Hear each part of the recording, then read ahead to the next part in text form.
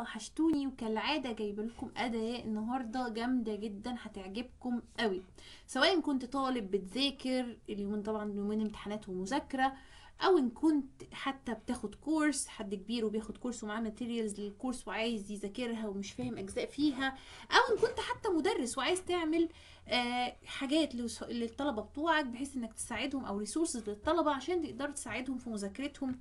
هينفعكم على كل المستويات بجد. انا الاداة دي رائعة. باي ذا هي اسمها النوت بوك الام، ودي جايه من شركه جوجل، معتمده في الريزولتس بتاعتها على جيميناي بوت. طب يلا بينا نشوف هي بتعمل ايه، وكفايه كلام يلا بينا. طيب اول حاجه هقول create new document او new notebook. طيب بتتفتح عندي الايه السكرين دي.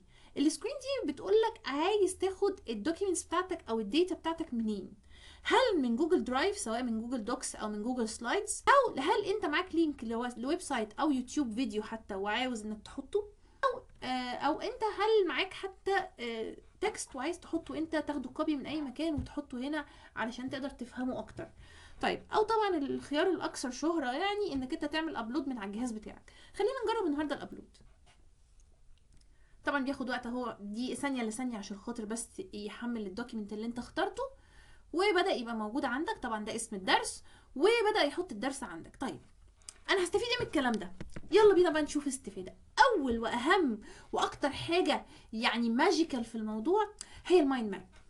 اللي مش عارف يعني ايه مايند ماب، هي ان انا بيلخص الدرس في شكل خريطه ذهنيه، يعني بيجمع الدرس في شكل نقط ويحطها كده مترتبه، النقط الرئيسيه تحتها النقط الفرعيه وخلاص. طبعا انا من قبل ما اخلص شرح هو كان خلص وخلاص اهو. تعالوا نتفرج بقى على السحر والجمال.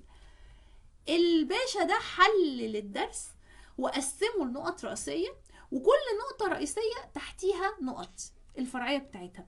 يعني ده اسم الدرس الاساسي وطلع فيه 4 نقط رئيسيه تحت النقطه الاولى مثلا. حضرتك شايف حاجه عظمه. طبعا كل واحده فيهم لو فيها نقط تانية بيبدا يحطها، فحضرتك بتفتح الكلام ده كله. تمام. طيب انا خلصت وفتحت كله، لازم تفتحه كله تتاكد لو عايز تاخدها عندك كامله، يبقى لازم تتاكد انك فتحت كل النقط دي. طب فتحتها كلها خلاص وعايز اخدها، هتيجي عند الداونلود هنا وتقول له داونلود، بس كده خلاص راح منزلها عندك بكل ايه، طبعا النقط اللي فتحتها بس. يعني انت تشوف انت عايز تفتح كله يبقى تفتح كله عشان البيكتشر تبقى ايه فيها كل النقط بتاعه الدرس. تمام. بقت موجوده عندك، عارف ان الدرس ده بيتكون 4 نقط رئيسيه، النقطه الاولى فيها 7، النقطه الثانيه فيها 3، وانت ماشي بقى. طبعا دي حاجة عظيمة جدا لو انت طالب بتذاكر، تقدر تلخص الدروس وتقدر تعرف النقط الرئيسية اللي فيها عشان تقدر تذاكرها. لو انت مدرس تقدر انك انت تعملها للطلبة بتوعك وتساعدهم يذاكروا عشان يلخصوا الدروس بتاعتهم. طبعا حاجة جامدة جدا. طيب خلصنا من المايند ماب، تعالوا نشوف عندنا ايه تاني. هنقفلها واجي في حاجة عظمة جدا هعملها، بس هي بتاخد شوية وقت على ما تجهز، فانا هعملها دلوقتي واشرح حاجة تانية ونرجع لها تاني، اللي هي الاوديو اوفر فيو. هي دي هتاخد دقايق، يعني دي هتطول شوية عشان هو بيعمل حاجة عظمة. بعد ما نخلص هوريها لكم. تعالوا نشرح حاجة تانية. طب انا ممكن اعمل حاجة تانية؟ طبعا تقدر تعمل، ممكن حضرتك تعمل حاجة اسمها ستادي جايد. ايه بقى ستادي جايد ده؟ في ثانية الا ثانية، الحاجات دي بتعملها بسرعة لانه خلاص هو عمل انالايزنج للليسن، فزي ما انتم شايفين ما بياخدش ثواني معدودة، خلاص خلصها. تعالوا بقى نتفرج على الستادي جايد. ده بيجمع لك البيزكس الاساسية بتاعت الليسن. تمام. كلها واحدة لو definitions، يعني لو تعريفات، لو نقط اساسيه بيحطها ورا بعضها ويشرح عليها كل واحده فيهم. طيب وبيعمل ايه بعد كده؟ وبروبلم سولفنج. خد بقى العظمه دي كمان، وبيعمل لك كويز، ميني كويز كده من 10 كويستشنز من غير مطلب. انا قلت له بس اعمل ستادي جايد، هو عمله لوحده. اداك اسئله تبراكتس عليها، طالب هتحلها وتقدر تشوف فهمت الدرس ولا لا، مدرس خدها حطها هوم ورك، خدها حطها كويز، خدها حطها براكتسنج في السيشنز في البرزنتيشن بتاعتك اهي جاهزه وكامله. ومش كده وبس، لا وخد كمان الانسرز بتاعتها، خد كمان الاجابات بتاعتها. طبعا بيحط انواع تانية من الاسئله، طبعا عشان ده منهج امريكان فبيبقى لينا كده شويه انواع من الاسئله مختلفه، وبيحط لك في الاخر الكي تيرمز اللي هي الحاجات الاساسيه الموجوده في الليسن عندك او في الدرس. طبعا ايه شغل عالي جدا. طيب كده بس؟ لا مش كده بس، تعالى نرجع للاستوديو تاني.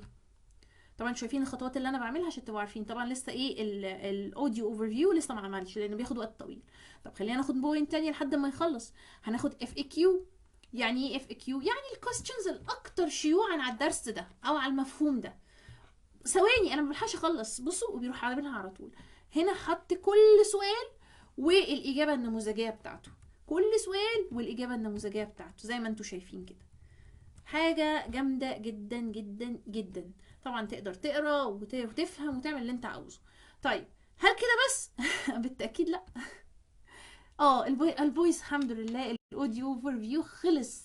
تعالوا بقى اسمع العظمه. بيحول الدرس لكونفرزيشن، لمناقشه صوتيه ما بين شخصين عشان يفهمك الفكره الاساسيه للدرس. تعالوا كده نتفرج. Welcome to the deep dive. We got some really interesting materials from you all about absolute value functions. Yeah, some good stuff to dig into.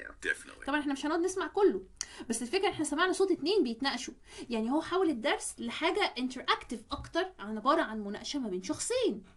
طبعا حاجه جامده جدا. بس زي ما بقول لكم كل ما الدوكيمنت كان اطول كل ما اخد ده طبعا وقت اطول عشان يجهز، فده يبقى محتاج انك قبل ما تيجي تذاكر تجهزه قبلها بشويه. طيب في فيتشرز تانية طبعا في، ولكن احنا الفيديو كده هيطول مننا، فاحنا للاسف هنضطر نوقف لحد هنا. ولو حابين ان احنا نعمل جزء تاني من الاداة الرهيبة دي والويب سايت ده فبلغوني. ما تنساش نعمل لايك وشير وسبسكرايب للقناة، واشوفكم على خير. باي.